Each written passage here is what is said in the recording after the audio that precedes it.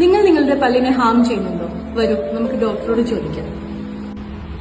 Brushing proper അല്ലെങ്കിൽ നിങ്ങൾ നിങ്ങളുടെ പല്ലുകളെ ഹാം ചെയ്യുകയല്ലേ? അതെ. ബ്രഷിംഗ് ടെക്നിക്, യൂസ് ചെയ്യുന്ന ബ്രഷ്, ഏത് പേസ്റ്റ് ആണ് യൂസ് ചെയ്യുന്നത്, അങ്ങനെ എല്ലാം അത് പ്രോപ്പർ അല്ലെങ്കിൽ നമ്മൾ നമ്മുടെ പല്ലിനെ ഹാം ചെയ്യുക തന്നെയാണ്. ഡോക്ടർ, ഏത് ബ്രഷിംഗ് ടെക്നിക്കാണ് ഏറ്റവും കൂടുതൽ ഹാം ചെയ്യുന്നത്? ഹൊറിസോണ്ടൽ ബ്രഷിംഗ് ടെക്നിക്കാണ് ഏറ്റവും ഹാംഫുൾ. അതാണ് കോമൺലി എല്ലാവരും എളുപ്പം ചെയ്യുന്നതും.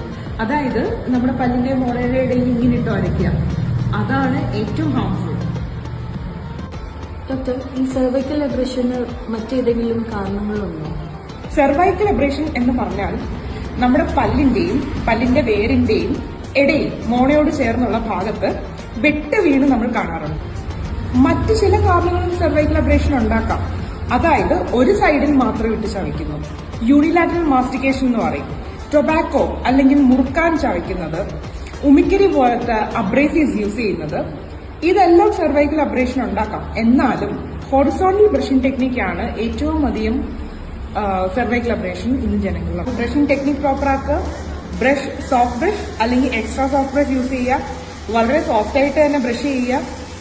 പിന്നെ സെർവൈക്കൽ അബ്രേഷൻ വന്നു പോയാൽ ചെറിയ സെർവൈക്കൽ അബ്രേഷൻ, അതായത് ഡീപ്പ് അല്ലാത്തത്, നമുക്ക് ജസ്റ്റ് ഫില്ലിംഗ് കൊടുത്ത് അതിനെ പ്രൊട്ടക്ട് ചെയ്യാൻ പറ്റും. ഇനി അത് ഡീപ്പ് ആണെങ്കിലോ റൂട്ട് കനാലും ക്രൗണും ചെയ്ത് പല്ലിനെ സേവ് ചെയ്യാം.